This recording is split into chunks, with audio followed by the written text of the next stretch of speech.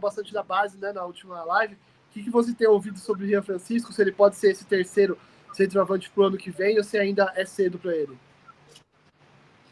Então, Éder, vamos lá, por partes. Com um contrato renovado, com um ano inteiro de sub-20, agora tem a final, né? Final na segunda-feira, Morumbi, da Copa do Brasil. Tem gente dando mais importância para esse jogo do que para os jogos dos 3 do profissional que restam. Contra o Palmeiras, sub-20, Morumbi, final da Copa do Brasil. Eu acho que ele, sim, será aproveitado como terceiro, né? A minha interpretação da entrevista do Zubeldia pós-Atlético é a seguinte: ele não fala que ele quer um centroavante novo, que contrate um centroavante novo. Não. Ele simplesmente diz: eu tinha 3 e perdi um, o Juan, que ele usava bastante, em várias circunstâncias. Que era um jogador, você vê como é que é, né? Era um centroavante da base. Põe o Juan. Colocaram o Juan, todo mundo. E eu acho que o Juan fez um bom ano diante das circunstâncias.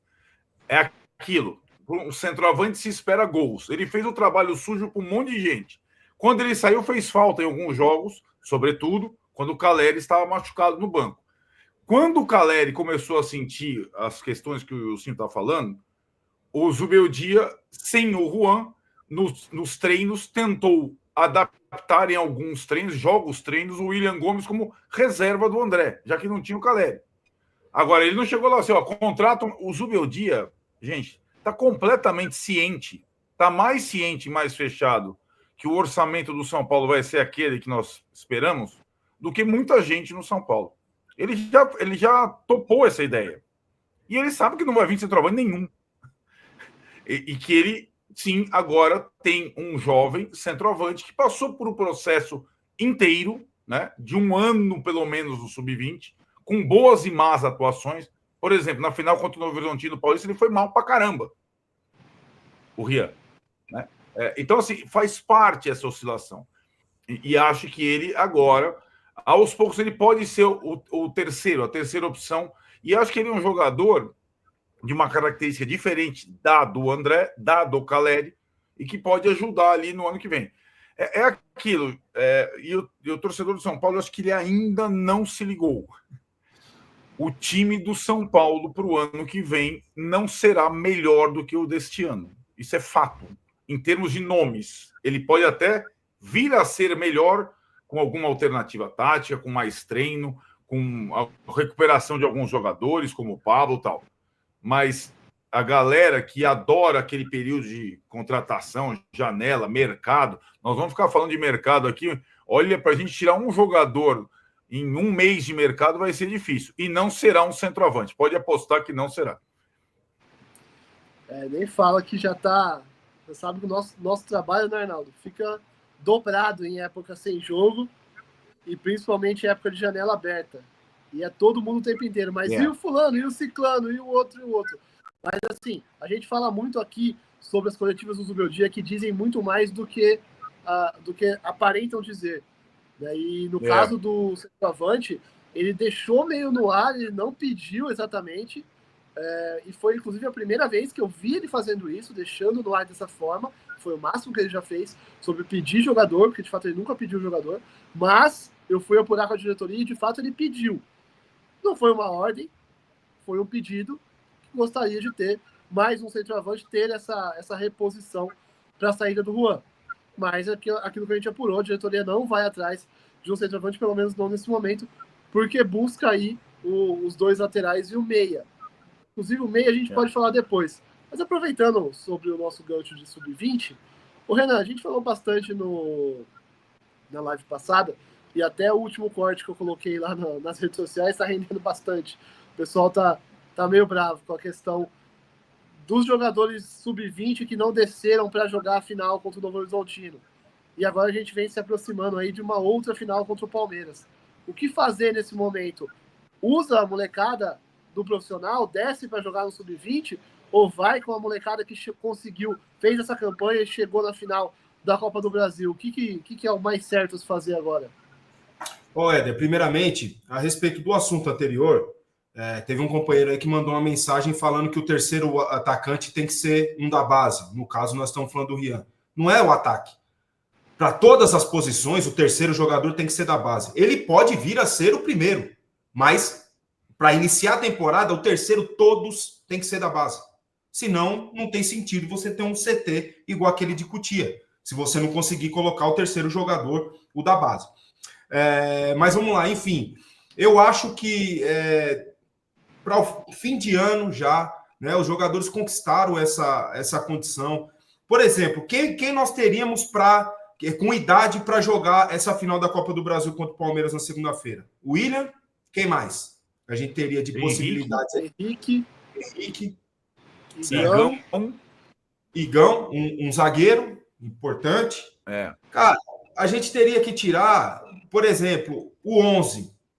Porra, o Negão tá jogando bola pra caramba, mano. Você teria que, para jogar o William, para jogar o Henrique, para jogar alguém desses aí, você teria que tirar jogadores que foram muito importantes nesse processo todo. Nessa renovação de sub-20 do São Paulo, que começou muito mal, que até pouco tempo atrás estava muito mal. Daí, na troca de treinador, a chegada do Alan Barcelos, né? Alan Barcelos, o nome dele. O time mudou, foi para a final do Paulista, acabou perdendo, mas chegou na final. Chega numa final de Copa do Brasil.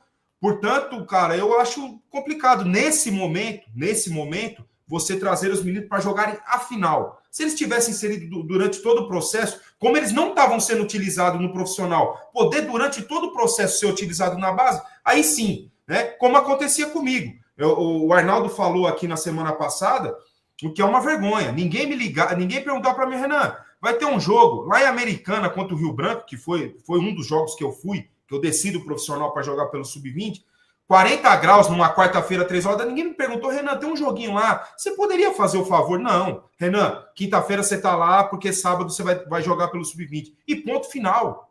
Ninguém me perguntou qual é a minha opinião. E não tem que perguntar para esses meninos. Esse é um assunto. Agora, a respeito de eles irem jogar agora, eu não sei nem se o Alan quer. Sinceramente, eu não sei nem se o Alan quer que esses jogadores desçam. Eu acho que ele quer conquistar, e o São Paulo tem condição de conquistar, com jogadores que proporcionaram durante uma campanha toda chegar numa final de Copa do Brasil do Sub-20. Ô, Wilsinho, é sacanagem com a molecada que fez toda a campanha, chegou na final, agora perder vaga no time para descer quem tá no profissional e não participou? Eu acho que é, Éder. Ao contrário do Renan, que voltava para o profissional, né, no São Paulo, eu nunca saí da base. E eu sofri isso na pele, é meio frustrante, sabe? Você treinar todo dia, lá tem até a parte do entrosamento também, né? Pensando no bem do grupo, é um entrosamento de 2, 3 jogadores que descem, aquela semana de treino que você... aquela disputa no campeonato inteiro para em algum momento vir o cara do profissional e jogar. E pior que o treinador da base às vezes nem pediu, né? Ele é meio que obrigado a receber o menino também. Então eu acho sacanagem, sim. E ritmo de jogo, né, Ilcinho? Os também, meninos do profissional estão sem jogar, né, cara? Também. E aí, cara, isso aconteceu comigo meio que a base inteira. Jogava, e no bom ali a gente acabado colocado ia para o banco, e aí o treinador ficava com aquela cara, tipo, cara, não fui eu que pedi, confiava em vocês, mas, cara, o senhor é livre, tem que jogar. Aí eu falava, vou fazer o quê? Aqui do meu lado aqui, aqui do meu lado. Vamos pegar uma aguinha junto aí, torcer para os caras ganhar, porque não tem o que fazer.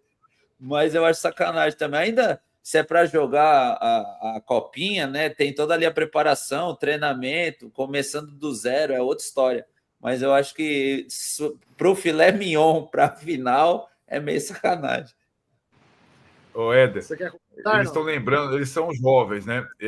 É claro que esse caso que eu vou contar é um caso do profissional e de alguém, digamos, acima de qualquer suspeita, né? Mas o São Paulo teve aquela famosa história que o Raí chegou só para jogar a final contra o Corinthians, né? Então o São Paulo jogou o campeonato inteiro paulista de 98 inteiro, e entre uma partida e outra da final, perdeu a primeira para o Corinthians de 2-1. O time tinha o Dodô, França, Denilson, Aristizábal no banco, Fabiano, aí Carlos Miguel, e aí chegou, entre um jogo e outro, chegou o Raí, né? Podia inscrever. E aí o técnico era o Nelsinho Batista.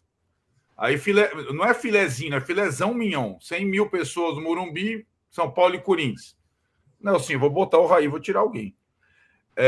Tudo bem, né? Por isso que eu estou falando. Não é o exemplo melhor, mas é um exemplo. E aí ele tirou o Dodô, que tinha sido o artilheiro o ano inteiro. E o São Paulo ganhou o campeonato. Mais atrás, Falcão tinha chegado na reta final do campeonato de 85. Chegou na hora da final, Sininho tirou o Pita, não sou eu, não. Tirou o Pita e colocou o Falcão de titular. O São Paulo foi campeão paulista. Acho que, assim, nessas circunstâncias, e acho que a base do São Paulo, desta vez, ainda mais contra o Palmeiras, precisa de um título. Eu entendo que depende do cara e da concepção do treinador. É aí que os dois falaram. Se o Alan Barcelos quer. O Alan Barcelos trabalhou bastante com o Henrique, por exemplo. O quarteto da geração era Ferreira, que agora está jogando de ponta direita, Henrique, William Gomes e Rian Francisco. O Henrique joga com o Rian Francisco desde que eles tinham 12. Né?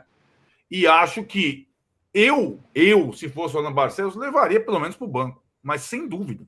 Sem dúvida. Acho que o William Gomes já não. Já é outro estágio. Já jogou mata-mata de Libertadores. O Henrique não jogou nada, cara. Nunca. Tá lá. Eu levaria. E vendo o banco reserva do Sub-20, mas levaria já. Enquanto em relação ao Igão, a mesma coisa. Né? Eu acho que poderia... Não vejo a zaga do São Paulo Sub-20. É sacanagem? Vai doer? Vai. O cara é melhor? Tá confiante? Tá, coloca para jogar. Eu acho que é um jogo... Esse é um jogo que não tem nada a ver com a campanha do São Paulo na Copa do Brasil. É no Morumbi, mando único. É que nem o jogo de Itu contra o Novo Horizontino. É final, meu cara. Mas aí eu acho que a decisão tem que ser do treinador. Se ele achar que cabe em todos os aspectos, né? Inclusive na gestão do grupo, vale. Para ganhar, vale qualquer coisa. Só não vale anti-jogo, essa coisa toda.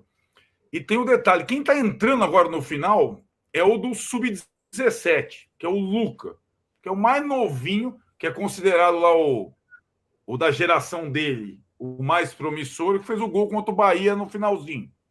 Entrou o Luca porque não tinha gente para compor o banco. E ele acabou fazendo o gol. Então é uma coisa... Eu acho que é um jogo diferente esse de segunda-feira. Transmissão pela TV ao vivo e o caramba 4. Já vi o Henrique fazer uns 3 gols no Morumbi contra o Flamengo Sub-20. Eu levava pelo menos para o banco o Henrique, sem sombra de dúvida. O Henrique é bola. O Henrique é muita bola. Quando começar a ter chance no São Paulo, vai estourar também. Sim, mas todo mundo sabia que ele nunca ia jogar pelo profissional. Por que não sempre, mesmo treinando no profissional, semifinal contra o Bahia, aí treinava... Entendeu? É esse o detalhe. Aí chega, bota o moleque na final, igual o Lucinho falou, mesmo sendo sacanagem. Assim, eu acho muito complicado isso daí. Você atrai negatividade quando você faz esse tipo de coisa. Isso é minha opinião. Tem um pouco disso na minha cabeça também. Eu acho sacanagem também. Vamos. Ó, a nossa enquete entrou no ar aqui. 62%, 62% para o André Silva ser titular nos últimos jogos do Brasileirão, 38% para o Caleri. Então o André Silva aí liderando a pesquisa. Vamos deixar o like aí, a galera tá economizando no like. Não faça como o São Paulo no ano que vem, que vai economizar. Gaste o seu like aí, deixe o seu like para nós. Vou responder aqui o Felipe Varela. Falou, São Paulo vai aproveitar a volta do Raí Ramos. Bom reserva para o Igor. Então, eu ia até brincar aqui, que eu ia perguntar para vocês, sabe quem vai ser o próximo lateral direito do São Paulo? Vocês vão me falar que não, né? Eu ia falar, eu também não, mas eu sei que não vai ser o Raí Ramos.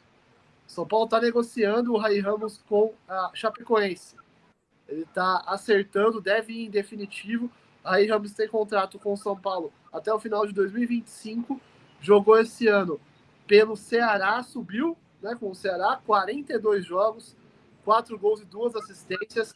A informação que acabou de sair, sem brincadeira, acabou de sair 5 e 6 aqui, a publicação do Felipe Silva e do André Hernan, lá na coluna de mercado da bola do All Sport.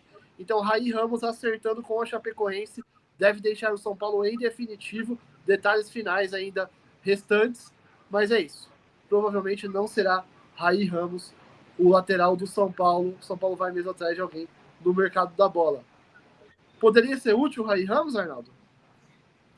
Não é o caso, né? Foi contratado porque marcou um gol contra o Cássio no meio da rua, lá contra o Ituano, naquela eliminação do Corinthians épica. Mas eu acho que chegou a ter chances. Não entendi na época, o São Paulo tinha vários outros laterais direitos. E acho que não é uma idade, né, Éder? É um garoto. Não, ele já tem uma certa rodagem. Acho que não tem. O São Paulo vai precisar enxugar, né, Éder? Não tem como. 30. Repete, então, nós estamos já com muito trintão, né?